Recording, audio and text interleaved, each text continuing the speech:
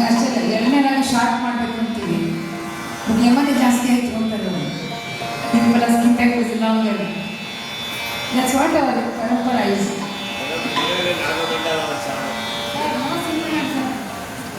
Cinema ಹಾಡಲ್ಲ ಈ ವೇದಿಕೆಯಲ್ಲಿ ಬೇಡ ಸರ್, ಇದು ಬೇಡ. ನಮ್ಮ ಕೀಬೋರ್ಡ್ ಅಂತ ಪಾಡ್ಕೊಂಡು ಅದು ಯಾಕೆ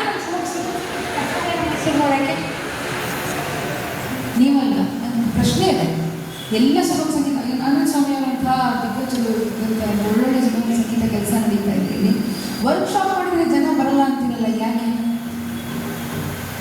ನಂಗೆ ಭಾರಿ ನೋವಿದೆ ಈ ವಿಚಾರದಲ್ಲಿ.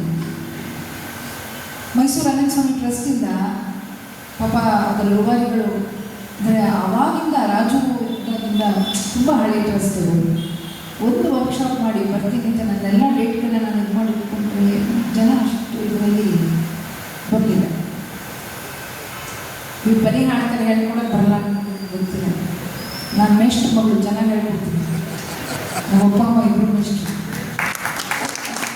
ಸೊ ತುಂಬ ಪ್ರೀತಿಯಿಂದ ಈ ಸಲಹೆಯಿಂದ ಮಾತನ್ನ ಹೇಳ್ತಾ ಇದ್ದೀನಿ, ಅನ್ಯಥಾ ಭಾವಿಸಬಾರ್ದು. ಸಾಕಷ್ಟು ನಮ್ಮ ಗುರುಗಳು ಪರಂಪರೆಯಲ್ಲಿ ತುಂಬ ಪರಂಪರೆಯನ್ನು ಬಿಟ್ಟು ಹೋಗಿದ್ದಾರೆ. ಅದನ್ನು ಮುಂದುವರಿಸೋದು ಈಗಿನ ಕಾಲದಲ್ಲಿ ತುಂಬ ಕಷ್ಟ ಇದೆ ಬಂಧುಗಳೇ. ಸಾಕಷ್ಟು ಪ್ರಯತ್ನ ಮಾಡ್ತಾ ಇದ್ದೀವಿ ಗುರು ಪರಂಪರೆಯನ್ನು ಉಳಿಸಬೇಕು ಅಂತ. ಇಂಥ ವೇದಿಕೆಗಳ ಮೂಲಕನೇ ಸಾಧ್ಯ ಇದೆ. ಇನ್ನೊಂದು ಶಾಸ್ತ್ರೀಯ ರಾಗವೈಭವದ ಪರಂಪರೆ ಉಳಿಯೋದು ಭಾಳ ಕಷ್ಟ ಇದೆ. ಅದಕ್ಕೆ ನಾನು ನಿಜವಾಗ್ಲೂ ನತಮಸ್ತಕಳಾಗಿ ನಮ್ಮ ರಾಗವೈಭವ ಈ ಒಂದು ಟ್ರಸ್ಟ್ಗೆ ನಾನು ಆಭಾರಿಯಾಗಿದ್ದೇನೆ. Thank you so much. ಸಾಕಷ್ಟು ಕರ್ನಾಟಕ ಹಿಂದೂಸ್ತಾನಿ ಮತ್ತೆ ಕಲಾವಿದರನ್ನ ಶಾಸ್ತ್ರೀಯ ವೇದಿಕೆ ಅಂತ ಕರೆಸ್ತಾನೆ ಇರ್ತಾರೆ. ಸುಗಮ ಸಂಗೀತಕ್ಕೆ ಒಳ್ಳೆ ಒಂದು ಕಲರ್ಫುಲ್ ಒಂದು ಆ್ಯಂಬಿಯನ್ಸ್ ಇದೆ. ಒಂದು ಬ್ರಿಲಿಯಂಟ್ ಕೇಳೋರಿದ್ದಾರೆ, ಹಾಡೋರಿದ್ದಾರೆ. ಈ ವರ್ಷ ಇನ್ನೊಂದು ವರ್ಕ್ಶಾಪ್ ಮಾಡಬೇಕು ಅಂತ ಇದೆ. ವರ್ಕ್ಶಾಪ್ ಅಂದರೆ ನಾನು ಹೇಳ್ಕೊಡೋದು ನೀವು ಕಲಿಯೋದು ಅಂತಾರಲ್ಲ, ಎಲ್ಲರೂ ಸೇರಿ ಹಾಡೋದು. ನಾವೇನು ಕಲಿಸ್ತೀವಿ ನೀವು ಕಲಿಯೋದು ಪ್ರಶ್ನೆ ಇಲ್ಲ. ಅಂಥ ಒಂದು ಪರಂಪರೆ ಅದನ್ನು ಉಳಿಸ್ಬೇಕು. ಇಲ್ಲಾಂದರೆ ಕರೋಕೆ ಮಟ್ಟಕ್ಕೆ ಸಿಂಗಿಂಗ್ ಉಳಿದು ಕರೋಕೆ ಅಷ್ಟೇ ಅಲ್ಲ, ಪ್ರೊಫೆಷನ್ಸ್ನ ಅದೊಂಥರ ಹೊಡೆದ karaoke singing it's for learning people. That's it. But performance ಅಲ್ಲ. ಲೈವ್ ಆರ್ಕೆಸ್ಟ್ರಾದಲ್ಲಿ ಲೈವ್ ಆರ್ಕೆಸ್ಟ್ರಾ ಇಟ್ಕೊಂಡು ಹಾಡಬೇಕು ಅಂದರೆ ಮಕ್ಕಳಿಗೆ ಇವತ್ತು ಲೈವಲ್ಲಿ ಅವರೇ ಹಾಡಿದ ಹಾಡನ್ನು ನಿಂತು ಹಾಡೋ ಬೆಳೆಸೋ ಜನ ಇಲ್ಲ. 3 ನಿಮಿಷದ 4 ನಿಮಿಷದ ಹಾಡನ್ನು ಎಷ್ಟೋ ಸತಿ ಹಾಡೋಕ್ಕೆ ಆಗಲ್ಲ ಅಂತ ಹೇಳ್ಬಿಟ್ಟು ಸ್ಟುಡಿಯೋದಲ್ಲಿ ಕಾರ್ಯಕ್ರಮಗಳನ್ನ ರೆಕಾರ್ಡ್ ಮಾಡಿ ಸ್ಟೇಜ್ ಮೇಲೆ ಮೈಮ್ ಮಾಡ್ತಾರೆ ದೊಡ್ಡ ದೊಡ್ಡ ಉತ್ಸವದಲ್ಲಿ, ವಿಚ್ ಇಸ್ ವೆರಿ ಹಾರ್ಡ್. ಮೈಮಿಂಗ್ ಮಾಡಿದರೆ ನೀವು ಗಾಯಕರು ಅಂತ ನಿಮಗೆ ಹೇಳ್ಕೊಳ್ಳೋ ಅರ್ಹತೆಯೇ ಇರಲ್ವೇ? ಸ್ಟುಡಿಯೋದಲ್ಲಿ ನಾವು ಹೆಚ್ಚು ಕಡಿಮೆ ಮಾಡಿಬಿಟ್ಟು ಮೈಮಿಂಗ್ ಮಾಡಿ ಭಾವಗೀತೆಗಳನ್ನು, ಸಿನಿಮಾ ಗೀತೆಗಳನ್ನು, ಜನಪದ ಗೀತೆಗಳನ್ನು, ಭಕ್ತಿಗೀತೆಗಳನ್ನು ಟೈಮ್ ಲಿಮಿಟ್ಗೆ ಹಾಕಿಬಿಟ್ಟು ಮೈಮ್ ಮಾಡಿದರೆ, ರೆಕಾರ್ಡ್ ಮಾಡಿ ಏನು ಉಳಿತು? ಈ ಮಾತನ್ನು ನಾನು ಯಾಕೆ ಗೊತ್ತಿಲ್ಲ, ಯಾಕೆ ಹೇಳಬೇಕು ಅನ್ನಿಸ್ತು. ತುಂಬ ಕಳಕಳಿಯಿಂದ ಹೇಳ್ತಾ ಇದ್ದೀನಿ ಎಲ್ರಿಗೂ.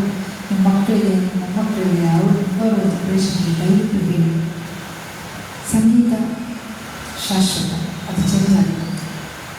ಕಾವ್ಯ ಚಿರನೂತನ, ಕಾವ್ಯ ಸ್ಫೂರ್ತಿ ಈಸ್ ಇಟ್ಟಬಲ್. ಕಾವ್ಯ ಗಾಯನ ಅದೊಂದು ಅನುಭವ. ಆ ಅನುಭವದಿಂದ ಮಿಸ್ ಆಗಬಾರ್ದು ನಮ್ಮ ಮಕ್ಕಳು. ಅನುಭವ ತಗೊಳ್ಳದೆ ಹೋದರೆ ಕವಿ ಯಾವ ಭಾವವನ್ನು ಇಟ್ಟು ಬರೆದಿರ್ತಾನೆ ಪಾಪ ಅವನಿಗೆ ಅದನ್ನು. ಮುಂದೆ ರಾಗಕ್ಕೆ ಬರೋಣ, ಇನ್ನೂ ತುಂಬ ಡೀಪ್ ಆಗಿ ಕಾವ್ಯದ ಅನುಭವ ತಗೊಳ್ಬೇಕಂದ್ರೆ ಮಕ್ಕಳು ಲೈವ್ ಹಾಡಬೇಕು. ಲೈವ್ ಹಾಡದೆ ಹೋದರೆ ಅದನ್ನು ಮಕ್ಕಳಿಗೆ ಬರಲ್ಲ. ಕಡೆಗಡೆ ನಾನು ಯಾರು ಸಾಕ್ಷಿ, ಮಾಯಾವ್ರ ಸಾಕ್ಷಿ ಇದ್ದಾರೆ, ಸರ್ ಸಾಕ್ಷಿ ಇದ್ದಾರೆ, ಎಲ್ಲ ಸಾಕ್ಷಿ ಇದ್ದಾರೆ. ನಾನು ಒಂದು ವರ್ಕ್ಶಾಪ್ ಮಾಡಬೇಕು ಅಂತ ಬರೀ ಭಾವಗಳು ಆಗೋಣ. ಯಾವಾಗ ಅಷ್ಟು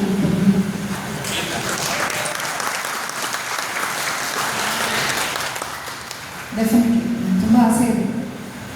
ಅದನ್ನು ಸಾಧ್ಯ ಮಾಡೋದೇ ನಾನು ಎಲ್ಲ ನಮ್ಮ ಹಿರಿಯರಿಗೆ, ನಮ್ಮ ಸ್ನೇಹಿತರಿಗೆ ಕೇಳ್ಕೊಳ್ತಾ ಇದ್ದೀನಿ.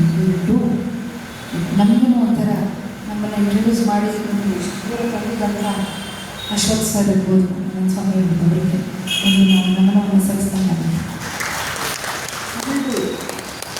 ನೆಕ್ಸ್ಟ್ ಶಾಸ್ತ್ರೀಯ ವೇದಿಕೆ ಆಗಿರೋದ್ರಿಂದ ಮತ್ತು 2 ರಾಗಗಳನ್ನ, ಮೇನ್ ರಾಗಗಳನ್ನ ನಮಗೆ ಮುಂದೆ ಹಾಡಲಿಕ್ಕೆ ಅವಕಾಶ ಸಿಕ್ತು. ಈಗ ಇನ್ನೆಷ್ಟು ಸಮಯ ಅಂತ ನೀವು ಹೇಳಿದರೆ ಅದ್ರ ಮೇಲೆ ನಾನು ಡಿಸೈಡ್ ಮಾಡ್ತೀನಿ. ಹಾಂ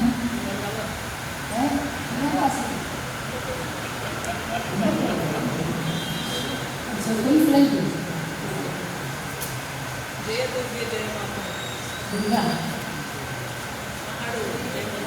ಅದು ಬಂದಿಶ್ ಅದು ಪ್ಯೂರ್